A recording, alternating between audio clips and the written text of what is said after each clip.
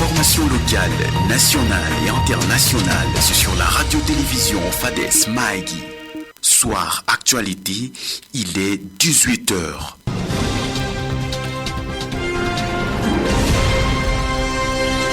Samuel Munguromo Atido.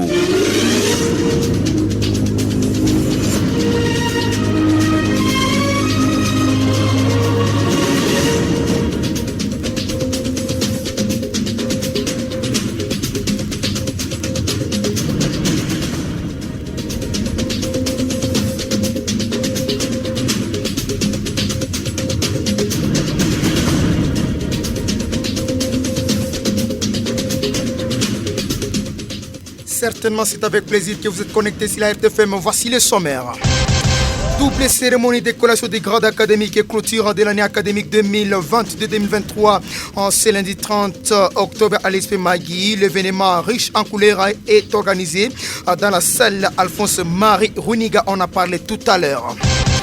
Bonne nouvelle pour la commune de Magui. Grâce au lobbying de l'honorable gracier de Saint-Nicolas Irachan, Moïse Katumbi Tchapo, président de l'Assemblée pour la République, dote les centres de santé de référence d'une ambulance médicalisée. 14 000 militaires prêts pour être déployés dans l'est du pays fait la priorité. Affirmation du lieutenant général Marcel Mbangou, commandant de la 3e zone de défense à son arrivée dans la ville de Bunia. Également, Samalou Kondé en inspection des travaux de 145 territoires dans la province de Haut-Tuélé et de Bas-Tuélé. Et la partie sportive mettra un point final à ces radios journal. Appelez mon nom Samuel Munguromo Atido.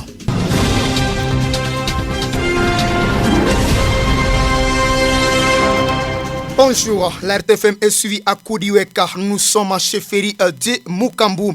Nous démarrons ici dans la commune de Magui. Il faut noter que sécurité en chefferie de Warpalara, vol des panneaux solaires installés dans les marchés de Kouleto. Nous sommes dans cette chefferie la nuit de ce dimanche à lundi 30 octobre 2023.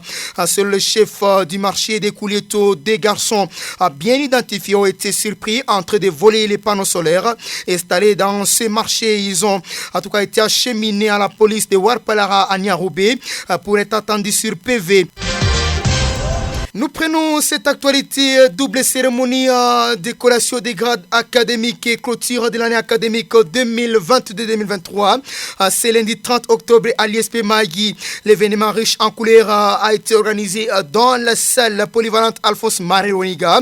76 étudiants au total ont été collés, gradués en pédagogie appliquée dans les différentes options. 10 lauréats ont distingué, soit 6 satisfaits. Restons un nom que l'ISP Magui a clôturé l'année académique 2022-2023 avec 202 étudiants dont 121 finalistes, 48 enseignants propres à l'ISP et 17 visiteurs dont au total 65 enseignants, professeurs ordinaires, professeurs associés et chefs de travaux assistants confondus ont dispensé les cours dans les différentes filières au sein de cette institution. Écoutons ici le CT Mupana Stanislas, qui est le directeur général de l'ESP Magui. Vous savez, en pédagogie appliquée, il y a plusieurs options. À l'époque, il y avait des sections. Section lettres et sciences humaines et section sciences exactes. Et avec les nouveaux systèmes LMD, les appellations ont changé. Alors, dans toutes ces sections, on organise les deux facultés ou sections comme sous la DSP et il y a plusieurs orientations, plusieurs départements là-dedans. Donc ici, aujourd'hui, nous venons de lancer des finalistes en pédagogie appliquée, option biologie-chimie, option géographie et environnement, anglais, français, latin, ainsi de suite. Lorsque le sujet académique a prononcé ce discours, nous-mêmes, le directeur général, avons prononcé ce discours, là, on dit que non, ce sont des élites, ce n'est pas les papiers. Hein. Les diplômes, c'est un papier. Mais il faut maintenant défendre ces papiers. C'est la tête que nous appelons, surtout en pédagogie, les compétences. Ils doivent montrer sur terrain leurs compétences. Aujourd'hui, si vous avez suivi le bilan académique, le sujet académique, il y a eu 120 inscrits, 120 finalistes, c'est-à-dire l'effectif total des étudiants, 212. La pyramide est renversée. Oui, c'était un grand défi. Ça, c'est vrai, c'était un grand défi, monsieur le journaliste, et c'était ce que nous devons relever. C'est-à-dire, il faut d'abord une grande sensibilisation. Et il faut que nos parents et même nos jeunes gens qui terminent les humanités, qu'ils continuent avec les études. On ne peut pas laisser ou bien cacher les diplômes d'État dans des valises, dans des sacoches ou bien sous les caféiers. Cette double cérémonie a été clôturée par M. Diawoto Miché, chef du bureau de l'administrateur du territoire de Magui, au nom du colonel Dissano Alalajak. Enfin, de tout ce qui précède, que dire encore, si ce n'est que merci à tout le monde. Félicitations aux lauréats, qu'ils sachent que la vie était combat, qu'ils soient entrés dans la vie qui était combat, et également nous disons courage à ceux qui ont échoué aujourd'hui. La vie, c'est les hauts et les bas. Ce n'est pas la fin de la vie. Ainsi, au nom de l'administrateur du territoire militaire, empêché pour réseau d'État, je déclare clôturer l'année académique 2022-2023 à l'ISP Mahadi. Je vous remercie. Tous ces éléments sonores ont été requis par notre confrère Timothée Ougenshan. Bonne nouvelle pour la commune de Magui, grâce au lobbying de l'honorable Gracier de Saint-Nicolas Irachan, député national élu de la ville de Bunia. Moïse Katumbi Tchapo, président de l'Assemblée pour la République, dote le centre de santé de référence Magui Mission d'une ambulance médicalisée. La cérémonie de remise a eu lieu ce dimanche 29 octobre 2023. La remise de cet engin a été effectuée par le fédéral de ces partis politiques en territoire de Magui. On écoute son représentant.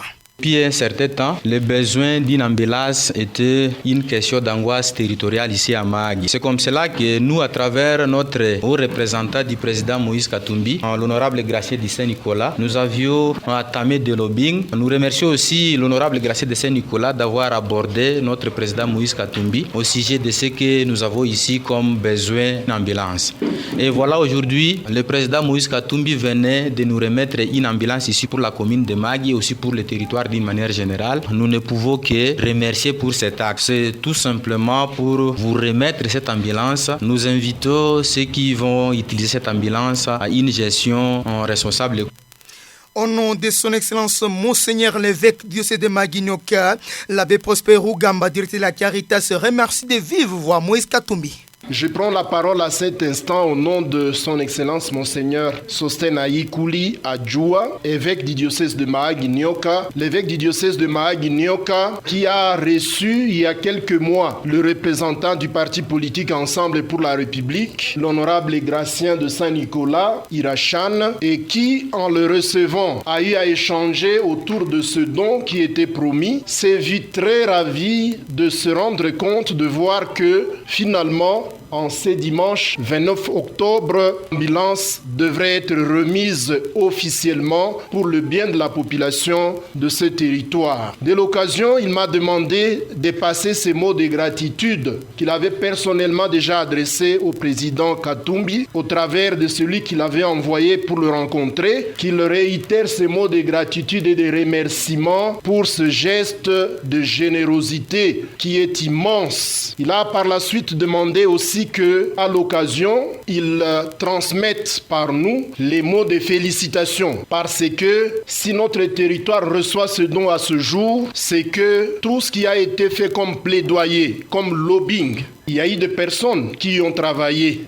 Une ambulance médicalisée de ce genre, la marque Land Cruiser, ne coûte pas jusqu'à tout le processus de déclaration moins de 75 000 $. C'est un don très précieux. Il m'a enfin demandé de rassurer le parti politique Ensemble pour la République que ce geste non seulement touche son cœur, mais aussi c'est un geste qui rassurera la population qui bénéficiera de cette ambulance par rapport à qui cette population a affaire.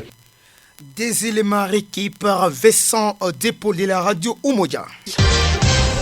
Rendons-nous en chefferie de Mukambu, nouvelle attaque des groupes armés au village Mukashi, au littoral de la Calbert, dans le groupement Mousson, en chefferie de Mukambu, vers 1h du matin de ce 30 octobre 2023. Cette nouvelle incursion signée par la milice Codeco, c'est le monsieur Grégoire Atumito, sous-coordinateur de la société civile de la chefferie de Mukambu, qui nous livre l'information, n'a pas causé de morts d'hommes, mais le pillage de plusieurs biens a été signalé. Écoutons ici Grégoire Tumito. Une nouvelle attaque attribuée à la milice Codeco au village Mukati, au littoral du lac Albert du groupement Moussongwa en chefferie de Mokambo, dans la zone de santé Angoumou. Ces éléments Codeco sont venus ce 30 octobre 2023 vers 1h du matin. Ils ont pillé les biens de valeur, mais jusqu'à présent on ne signale pas de morts d'hommes. Et ils ont troublé un peu de la sécurité. Les éléments de force navale, les fusiliers marins de Mugouma ont intervenu un peu en retard pour chasser ces malfrats, ces ennemis de la paix. Ils sont arrivés dès qu'ils avaient déjà terminé leur mission en pillant les biens de valeur de la population de ces littorales. C'est une occasion pour nous d'alerter l'opinion territoriale, provinciale et nationale que c'est pour le moment ici, parce que nous avons déjà signalé ça plusieurs fois, il y a moyen, s'il y a moyen qu'il y ait un peu le déploiement des forces militaires sur le littoral en fait de sécuriser la population de Mokambo. Il semble que l'effectif militaire est trop minime, il faut un peu un renforcement. Seule la population ne saurait pas à survivre. Le nombre d'éléments militaires qui se trouvent un peu à Mugouma, les forces navales ne parviennent pas à maîtriser ces ennemis de la paix et nous pensons que nous avons déjà signalé aussi plusieurs fois que la localité comme Biti dans le groupement Aré est aussi occupée par la milice Codeco et ça serait maintenant un moyen avec ces déploiements militaires de chasser, de déguerpir un peu ces ennemis de la paix dans notre entité, dans notre chefferie de Mokambo. Suivre RTFM, c'est un plaisir. Rendons-nous maintenant Kassenyi, le centre de Kassenyi, secteur de Baema, en sud risque d'être coupé de la ville de Bunia à cause de l'état des routes et de l'insécurité si le gouvernement provincial n'intervient pas rapidement. C'est le constat de M. Ernest Mugissa, sous-prophète de la sous-division Irumoudi. Et constat fait ce lundi lors de son passage sur les tronçons pour son séjour à Kassenyi pour l'état de la route. Kassenyi-Bunia mérite une intervention urgente et avec deux ingénieurs compétents. On l'écoute. Nous demandons à l'excellence de jeter rapidement un coup d'œil sur ce tronçon de Kassenyi. Ce tronçon de Kassenyi est coupé. On ne sait pas circuler. Moi, personnellement, vous voyez, je suis mouillé. Mouillé des documents, tout est mouillé parce qu'on ne sait pas se mouvoir sur ce tronçon. Nous demandons à ce que le gouverneur militaire puisse sélectionner des bons ingénieurs parce que les problèmes qu'on a ici, c'est les problèmes des techniciens en matière. Des fois, on récupère des gens qui n'ont pas d'expérience. Lorsqu'ils arrivent, il faut quelque chose et le lendemain, vous voyez, c'est encore détruit. Donc, si on peut sélectionner des ingénieurs, comme on a construit des murs, il y a des murs qu'on a érigés là-bas. Et ces murs-là, il fallait couler ces socles-là. Parce que l'eau se faufile dans des espaces vides, rester dans ces murs construits-là. Alors que si on pouvait déjà croiser, fermer ça, par des socles coulés et l'eau n'allait pas déranger là-bas. Et j'ose croire aussi que cette eau doit avoir été bloquée quelque part parce qu'avant même s'il y avait l'inondation, alors là il faut la présence des poclés. Je crois que le gouvernement provincial dirigé par le Warrior, le gouverneur c'est un homme de travail et s'il peut encore rapidement passer à nous envoyer et les poclés pour tracer les lits là. Il plaide par ailleurs que le numéro 1 de la province de l'Ituri continue à instruire ses militaires pour assurer une bonne sécurité des usagers. Ernest Mugissa. Nous sommes en train de demander au gouvernement, qui est représenté par le gouverneur militaire, de ne pas se décourager comme d'habitude et d'envoyer les militaires, les soldats, qu'ils soient implantés le long de cette route-là. Parce que nous savons, ils profitent, ces bandits-là profitent à des heures vespérales. Ils profitent à des heures vespérales. Pendant que les militaires qui contrôlaient, qui gardaient les tronçons, se sont déjà retirés. Et nous demandons aux militaires de ne pas se gêner. Nous encourageons leur présence. Ils doivent être là pour nous. Jusqu'à 20 heures, on doit les trouver encore sur les tronçons. On ne se gêne pas de leur présence. Et par rapport aussi aux gens qui ont l'habitude de se promener la nuit, hein, vous savez, dès que ça fait 18 heures, il ne faut pas s'engager sur ce tronçon-là. Hein. Il n'y a pas que cas d'insécurité. Vous pouvez rencontrer un animal, vous pouvez rencontrer des bêtes à divagation, vous pouvez rencontrer un véhicule aussi qui se précipite pour atteindre le lieu où il doit s'orienter. Et tout ça, ça peut causer aussi des accidents. Vous allez manquer qui pour vous secourir? Nous parlons autre chose. 14 000 militaires prêts pour être déployés dans l'est du pays fait la priorité affirmation du lieutenant-général Marcel Mbangou, commandant de 3e zone de défense à son arrivée dans la ville de Bunia ce dimanche 29 octobre 2023. L'effectif des militaires, le problème est connu d'un moment à l'autre. Nous avons le chef d'état-major général qui dit que nous avons 14 000 recrues qui viennent d'être qui terminent déjà leur formation et seront déployés dans la province de l'Ituri et du Nord Kivu. La priorité de ces déploiements, c'est l'État de la République démocratique du Congo dans l'espace des 3e zones de défense. Le problème de l'effectif sera incessamment décanté, a rappelé le major Mapoli, porte-parole de la 3e zone de défense. Il appelle néanmoins la population à une collaboration avec l'armée. Également, Samalou Kondé a mission d'inspection des travaux des 45 territoires dans la province du Haut-Tuélé et de Bazuélé. Le Premier ministre Jean-Michel Samalou Kondé inspecte depuis samedi 28 octobre les travaux des 145 territoires en cours d'exécution dans la région de Bazuélé et de Haut-Tuélé. À son arrivée à Iziro, chef-lieu de la province de Haut-Tuélé, le chef du gouvernement Jean Samalou Kondé a déclaré être venu en mission d'itinérance pour se rendre compte des travaux en cours dans cette partie de la République démocratique du Congo. Dimanche, il est parti à Doko, une localité minière située à plus de 300 km d'Iziro.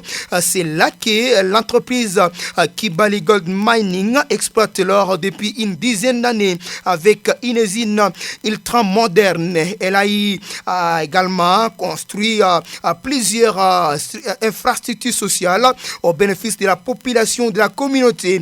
Ce 30 octobre, le Premier ministre devrait se rendre à Bouta, dans la province de Bazuélé, et selon des sources étatiques. Eh bien, à présent, je parle sport.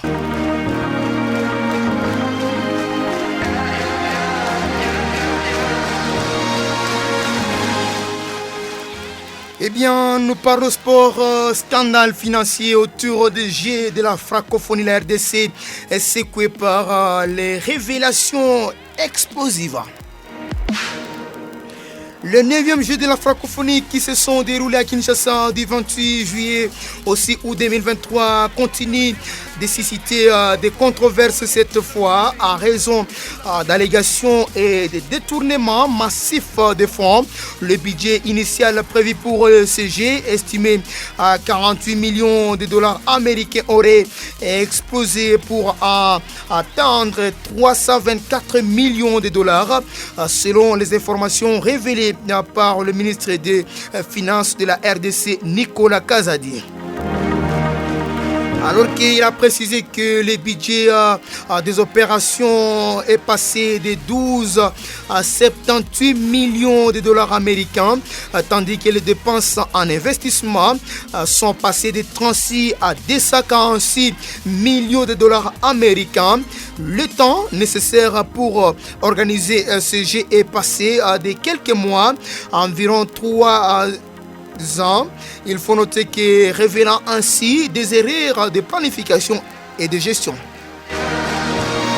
Cependant, l'annonce du ministre des Finances et immédiatement suscité des réactions, notamment de la part du député Claudel André Luboya. Et également, celui-ci a qualifié l'affaire de scandale de trop et a accusé le gouvernement d'avoir commis une délicatesse financière aggravée en octroyant 324 millions de dollars sous prétexte de réaliser la vision du chef de l'État congolais dans le cadre de Jeux de la francophonie. Louboya a déclaré présenté comme succès planétaire et référentiel historique. Les Jeux de la francophonie organisés en RDC n'auront été en réalité qu'un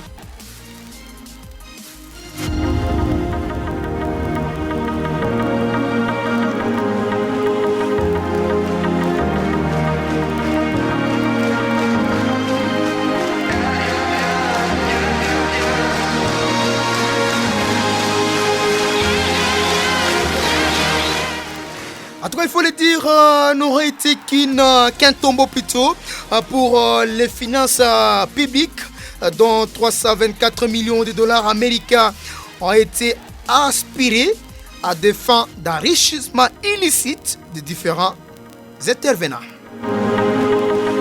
Pour finir, d'autres personnalités telles que Jean Bamanissa, ancien gouverneur de l'Ituri, ont également réagi à critiquer la manière dont les gestionnaires publics se réfugient derrière l'autorité pour justifier leur insuffisance et ont dénoncé les dépassements budgétaires et les détournements présumés.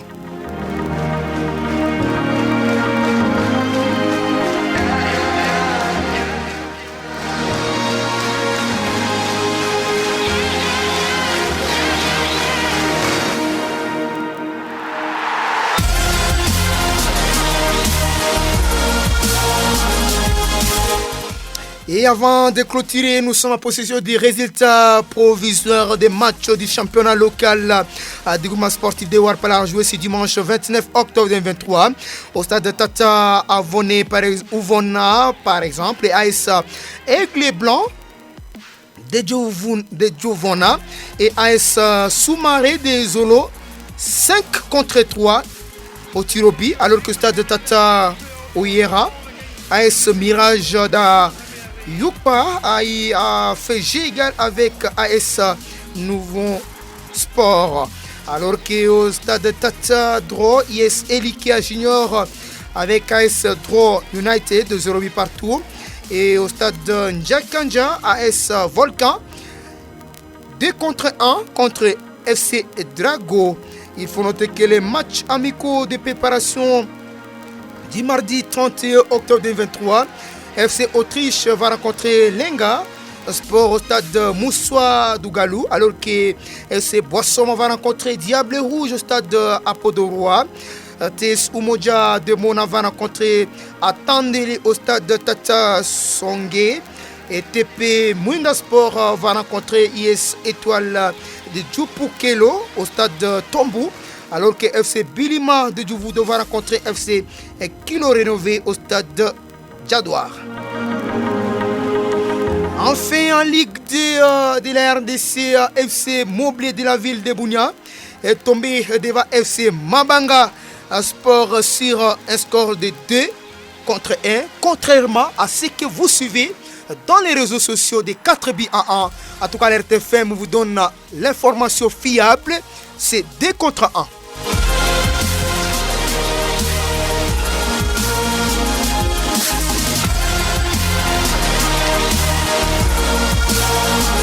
Eh bien, si vous avez aimé cette édition du journal, merci infiniment à Justine Nobel Paroniaya, à Dumba, merci à Timothée Genshana et aussi les Pito Anirot et Ogen Letreka. Moi, c'est Samuel Munguromo Atido. Merci infiniment à Héritier. Voici les rappels de titres. La double cérémonie de collation de grade académique et clôture de l'année académique 2022-2023, c'est lundi 30 octobre à l'ISP Magui. L'événement riche en couleurs a été organisé dans la salle polyvalente Alphonse Marunega. 76 étudiants au total, dont 10 lauréats distingués. Eh bien, nous sommes à chefferie de Warpala à vol des panneaux solaires installés dans les marchés de Koulieto la nuit de dimanche à lundi 30 octobre 2023. C'est le chef du marché de Koulieto. Des garçons bien identifiés ont été surpris en train de voler les panneaux installés. Bonne nouvelle pour la commune de Magui, grâce au lobbying de l'honorable gracier de Saint-Nicolas Irachan, député national et leader de la ville de Bounia. Katumbi Moïse, président de l'Assemblée pour la République, doté des centres de santé de référence Magui, mission d'une ambulance médicalisée. Le centre de Kasenyi, secteur de Bahema Sud, risque d'être coupé de la ville de Bunia à cause de l'état de la route et de l'insécurité si le gouvernement provincial n'intervient pas rapidement. C'est la déclaration de M. Ernest Mugisa, sous-prophète de la sous-division de Rumudé. On se retrouve prochainement. Il plaît dans la commune de Magui. Portez-vous bien.